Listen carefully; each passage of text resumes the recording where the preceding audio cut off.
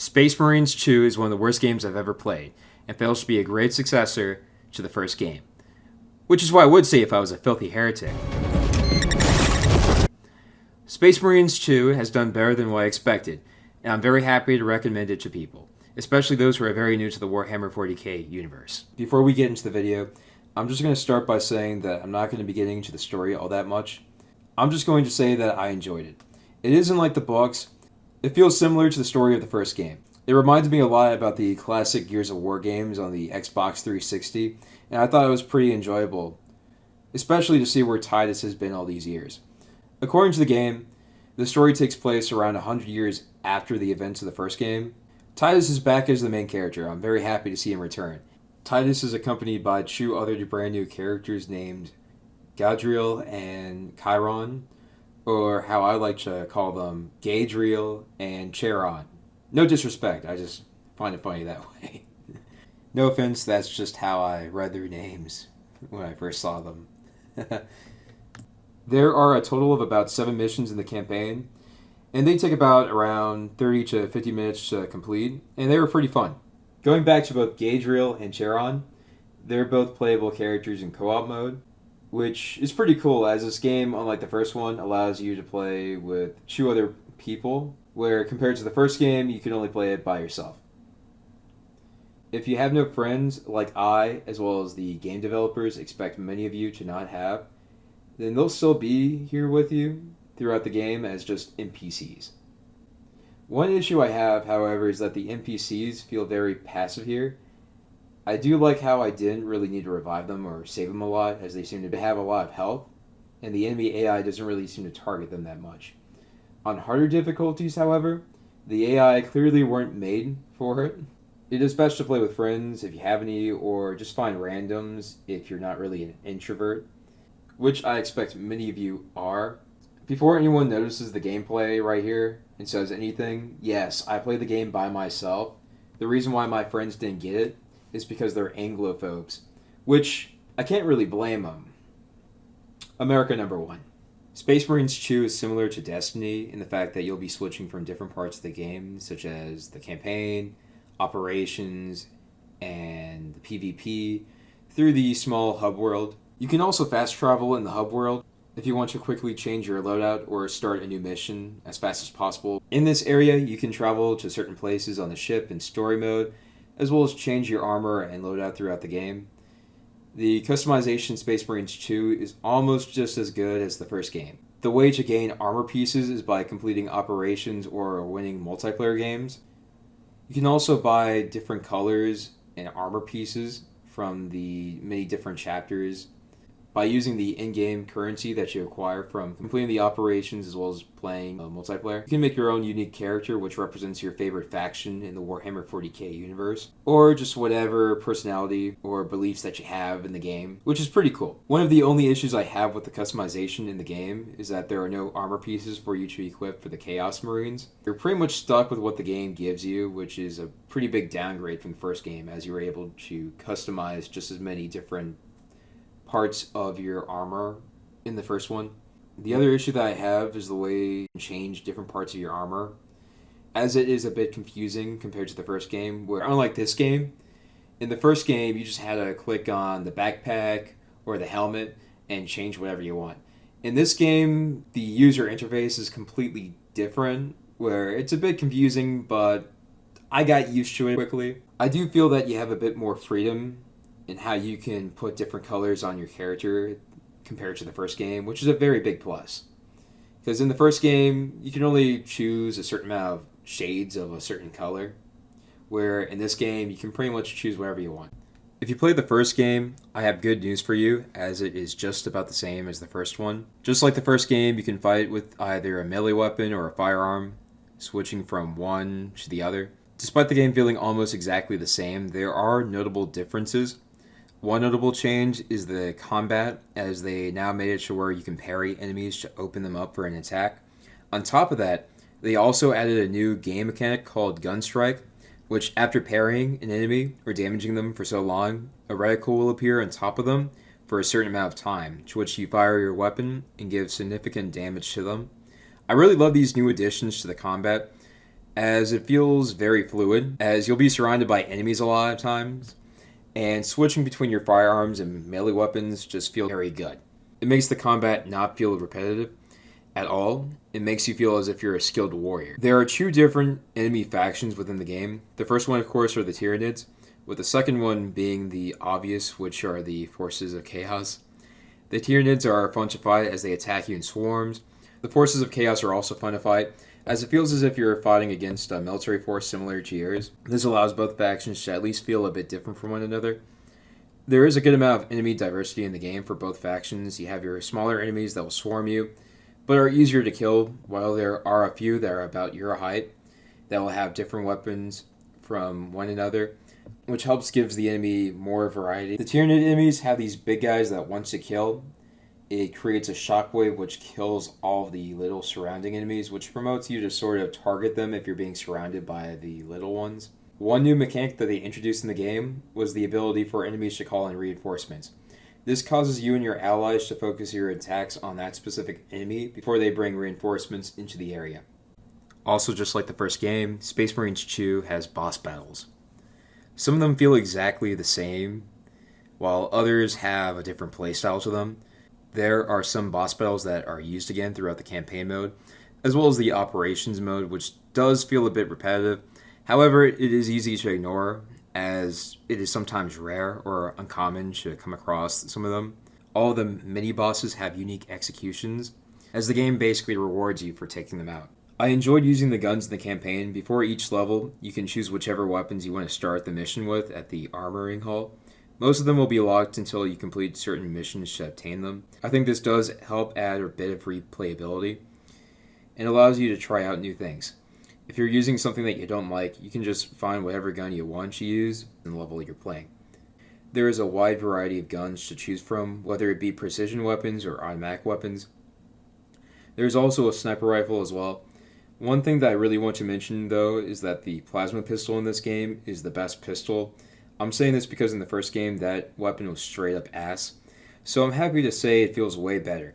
You can also choose 4 different melee weapons that have a focus on how fast you can attack and block enemies with, as well as how many enemies you can damage all at once around your vicinity. Another change to the gameplay, though, is the health bar.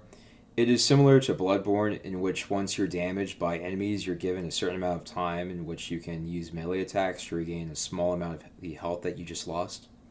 The other option to regain health is with this new item called the Medicae Stems. You can hold a limited amount of them, and they're usually scattered around the level. Just like the first game, you have shields, however it won't automatically recharge by itself if you hide in the back of the map like a pansy. The only way to get your shields back is by executing enemies or using Gunstrike. If you lose all your health, then you'll be downed, and your allies will have to get you before you die. You have the chance to be mortally wounded, which means that if you get downed one more time, then you will die and will have to wait for the timer to bring you back into the game. Another mechanic from the first game that has returned is the ultimate ability. This mechanic is in all game modes, and every character has a unique ability. Within the campaign, the ability for Titus is the same as the first game, where it temporarily increases your attack damage and improves your durability. And it also brings your health back up. Gadriel's ability allows him to deal more damage to the enemies and pushes them back. Chairon's ability is the Auspex scan, which reveals enemy locations in whichever area he targets, which makes them much more susceptible to damage. There will be certain parts in the game in which you will receive jetpacks, which will temporarily replace your abilities until you complete that specific segment. I think it is a great trade-off, as the jetpacks make you feel very powerful, and they pretty much are very powerful as well, as you'll be jumping in the air and striking groups of enemies down below, staggering them. The multiplayer of this game also has different classes, giving us a total of 6, which compared to the first game, there was only 3 in that one. It does give the sense of a hero shooter a bit, however, I would also compare it to the classes of the Battlefield games. The tactical class has the exact same ability as Chairon in the campaign, which is revealing enemies in the area, which makes them susceptible to more damage. The assault class doesn't have any primary weapon, only a pistol and melee weapon, with their ability being the jump pack, which allows them to evade and attack enemies from the sky, just like the first game. The Vanguard class has the grapnel launcher, which allows you to grapple launch enemies and attack them. This also allows you to stagger your enemies and keep them from moving for a short time. The Bulwark class also doesn't have any primary weapon, but their ability is the Chapter Banner, which allows them to be a team player and restore the shields of all his squad members within the area that it is placed down in. The Sniper class is able to camouflage. The last class is the Heavy class, who doesn't have a melee weapon, but he does use heavy primary weapons. His ability is the Iron Halo, which allows him to create a barrier that blocks all range damage, which is effective for protecting both himself and his teammates. Many of the weapons are locked behind certain classes, which gives them their own playstyle. And by the way, these are the classes in which you'll be playing as in both the Operations and PvP modes. Both of these modes are really fun. The Operation mode contains 6 levels, which are basically like the campaign levels. You'll fight either Tyranids or the Forces of Chaos, depending on whichever level they're in. These levels take part during some of the campaign missions, so it is really cool to see what is happening behind the scenes. Each level has its own objectives, which makes each and every one feel unique.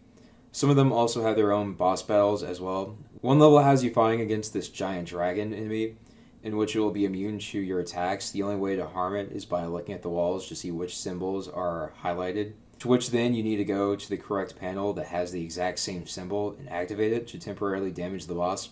I really enjoyed it. There's another item that's exclusive to the Operations mode called the Armor Boost, which gives you extra shields that can't be recharged through executions or gun strikes. So once you lose them until you can find like another armor booster.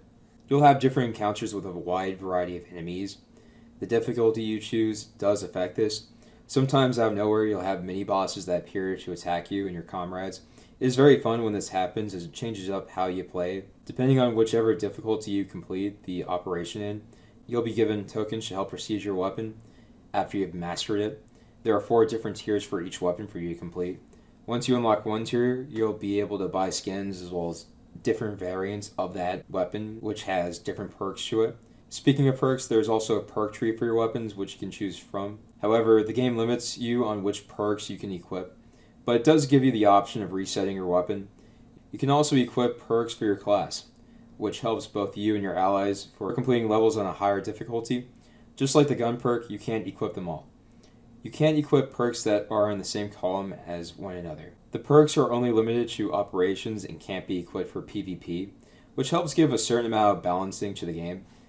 One issue I have with this mode is that you can't have 2 or more players equip the same Space Marine class, which causes an inconvenience for those trying to search certain lobbies for the much higher difficulty missions, as they may not have another character that is leveled up high enough or has just as many good perks equipped for that specific class that they're playing as. The PvP, also called Eternal Wars, has you either playing as Space Marines or Chaos Marines. As mentioned before, you can only choose one of these 6 classes. Unlike the PvE modes, your shields and health will automatically recharge when you're not getting attacked.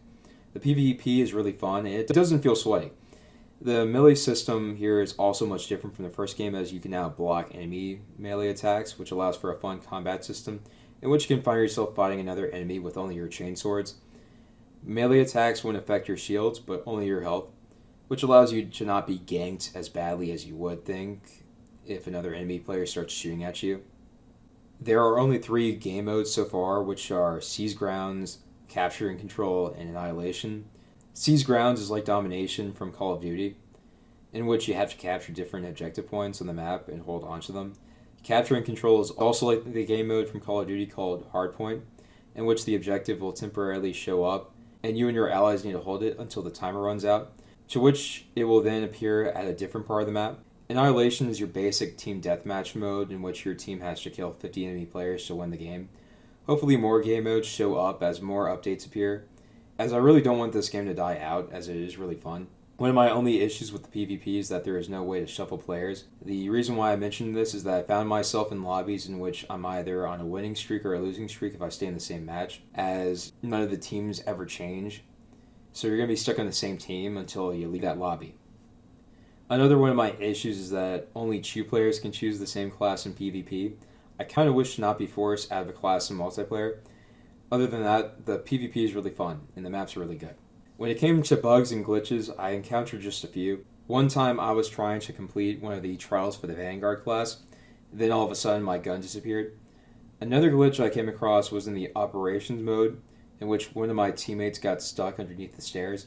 Other than that, I really didn't encounter any other bugs in the game. I am looking forward to future updates in the game, hopefully with stuff such as more guns, armor, and game modes. One of the new game modes that I heard is going to come out soon, sometime in the future, is the Horde mode, which I'm very happy to hear. I do hope we get to play as the Chaos Marines in it, like we were able to before in the first game. Overall, if you're wondering whether or not you should get this game, I recommend that you should, as it is really fun. I'm really happy that this game has been a huge success, as it reminds me of your classic 360, PlayStation 3 era type of games. I think I might make another video about Space Marines 2, talking about why this game has sold so well. I even bought 2 copies of the game in total to show my support, one for my PC and the other one for my PS5. I hope you all enjoy this video. Please subscribe if you want to see more content, like the video I plan to make, as it helps motivates me to do more things on YouTube. It simply helps boost my dopamine, which feels very good. What also would help boost my dopamine is hitting that like button and commenting down below what you like or don't like about this game. This will help the algorithm push out my video for more people to see. I hope you all have a great day. Farewell.